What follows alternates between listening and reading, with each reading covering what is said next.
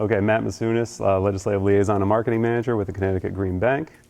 I'll start by heartening you with a comment that I heard from a person who is involved in legislative policy, who might be your ideological antagonist up there, who lamented that environmentalists are the biggest and most powerful lobby in the state of Connecticut.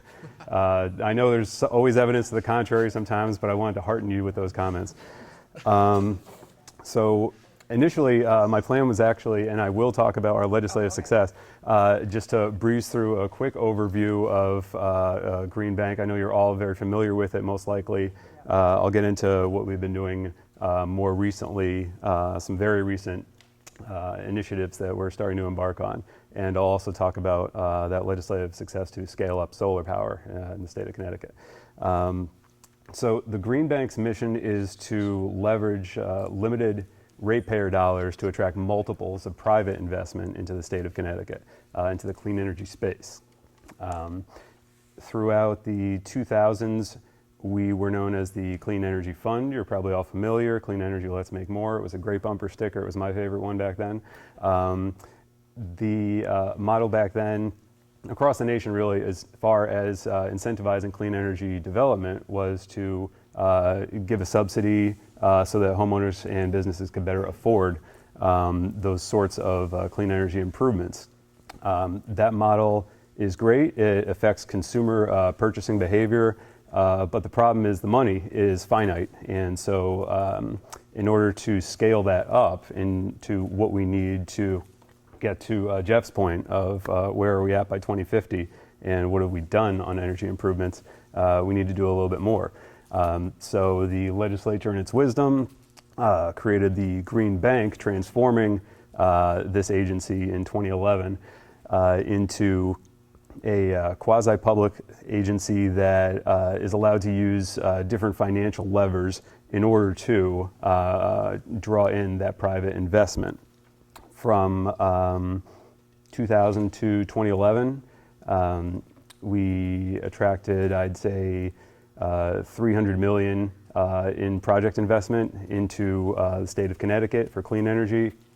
From fiscal year 2012 to 2015, we matched that roundabouts, and for the upcoming fiscal year, which just started, our target is $670 million of investment into the clean energy space and energy efficient improvement space. So we're past the startup phase and we're into the scale up phase. So that's pretty exciting. So we found that when you combine the incentives that do exist and that affect consumer purchasing behavior with favorable financing terms where you lower interest rates, draw out repayment terms, then it becomes a very attractive proposition for consumers because you can have the possibility of going cash flow positive from day one on those sorts of improvements. So that was me channeling Brian Garcia right there. I hope I did a pretty good job. I've observed it many times. So let me talk about our recent legislative success, go into what we've been doing very recently, and then just as I'm about to get pulled off the podium for time, I'll say, here's what you can do, and then I'll stop right there. So our big initiative was to change our target for residential solar PV installs in the state from a statutory mandate of 30 megawatts by the year 2020 to 300 megawatts by the year 2020. This was an initiative of the governor. He stated it in his campaign platform. That did kind of give us some tailwinds when it came to passing this bill, which was excellent. So we were able to change the financing mechanism to contract with the utilities for long-term contracts with fixed prices to incentivize, or essentially to refuel our pot of incentives that was available for homeowners to install residential solar. So with this, I'd say the funding might have gotten all spoken for in maybe a year's time. Now the availability of those incentives is extended out years into the future. We're ballparking it as, we blew through the 30 megawatt target last year. We might do it in 4 or 5 years rather than by, I misspoke, it was 2022, not 2020. So we'll probably do that early too. There's a lot of demand out there. There's a whole lot of interest with the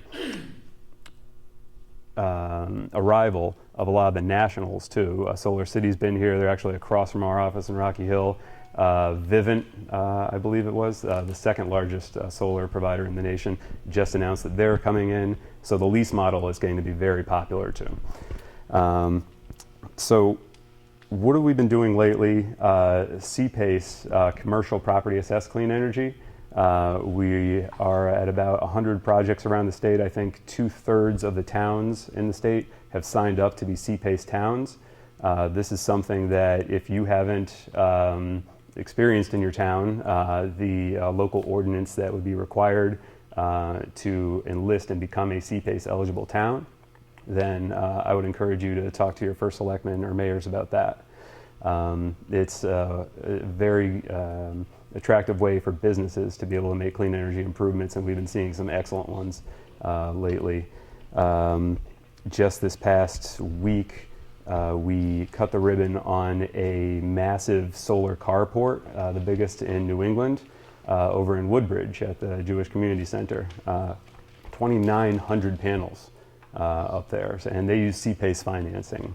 That works through the addition of a lien similar to a sewer assessment that gets placed on the property tax bill, and that mechanism is able to attract very low cost financing or low cost of capital because of the low risk that's involved when you have that sort of first position on repayment in the event of default right there.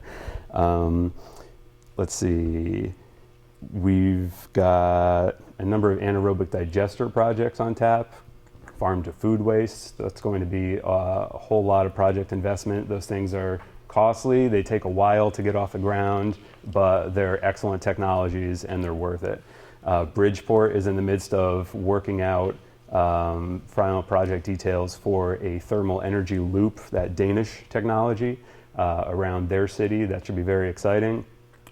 Instead of steam, I believe it uses hot water. So as soon as they sign up all the off-takers, all the residences and businesses along that loop, to get that revenue in place, they'll be able to dig ground on that. We met with Home Depot just this week. I wasn't in this meeting, but I passed by and I saw everyone in the orange smocks coming out of our conference room. They are just embarking on a partnership with us, I understand, to begin offering our Smart E-Loan product for energy efficiency improvements in Home Depots. So that's pretty exciting too. We made sure our promotional pamphlet was the same color orange, and they were very excited about that in kind. Multifamily and low to moderate income sectors are traditionally very difficult to break into for clean energy improvements. You've got the split incentive problem between landlords, tenants, and who the benefits and costs accrue to. We've got a multifamily and low income program that is getting off the ground. We are looking into applying, I'm sure you're all familiar with Solarize Connecticut and the group purchasing model, something similar to housing authorities across the state of Connecticut. There may be 24 with a portfolio of maybe $3 million worth of solar that they could potentially put on the roof. So we're doing some interagency talks on that to see where we can get as far as applying that Solarize model to housing authorities, so we could lower the cost of electricity for low to moderate income tenants. Electric vehicles has always been a part of our statutory authority, but we're just getting around now. We've been doing a lot of other projects to formally defining that. Connecticut is not exactly a corn state, so it's not like we've been very involved with ethanol and alternative fuel vehicles, but what are we working on in terms of incentivizing, because we don't necessarily want to build out multiple overlaying infrastructures for each technology, like fuel cell vehicles, electric vehicles, E85s, things like that. So we're beginning talks with NYSERDA, the New York State Research and Energy Development Agency, I believe, and the New York Green Bank and American Council on Renewable Energy, some of these groups to start contemplating this and think through what does it take to get that revenue model off the ground so that we can get more level 2, level 3 charging stations around the state. And what role can green banks play in there? Can we apply that same solarized model to that, except maybe with car dealerships or something like that? There's a lot of options there, but we're in the early stages of it. So I think that, I hope I've been efficient on my time, actually. Yeah. No, we're on track. Excellent. I through one of my colleagues, who you're probably all familiar with, Bob Wall, he made sure to tell me to mention that clean energy communities, which you probably have a very high level of familiarity with, we're about to send out, I guess you might call it a product catalog, more of a pamphlet. Tells you that we're expanding the sorts of options where you could use the accrued clean energy communities points in towns that still hold balances that haven't necessarily expended it. We've got about 200 kilowatts in rewards through 60 towns right now, where they haven't used the rewards points that they've gotten from all the way back to when this program had begun. And so, as Representative Steinberg is aware, you can't let things sit on your balance sheet for too long when the state budget is in deficit. Yeah, that's a temptation, right? So we want to make sure the towns are getting what they deserve as far as is concerned. Solar PV, EV infrastructure, even energy efficiency improvements. There's going to be a lot available that you can do with that. So that sort of information is going to be sent to first selectmen, to mayors across the state, and we can make sure that you guys are looped into. We're always looking for opportunities to utilize your passion and enthusiasm. We hope we do a good job on behalf of the environmental and clean energy community. That'll do it for me. Thanks. Great. Stay there for the first half. Okay.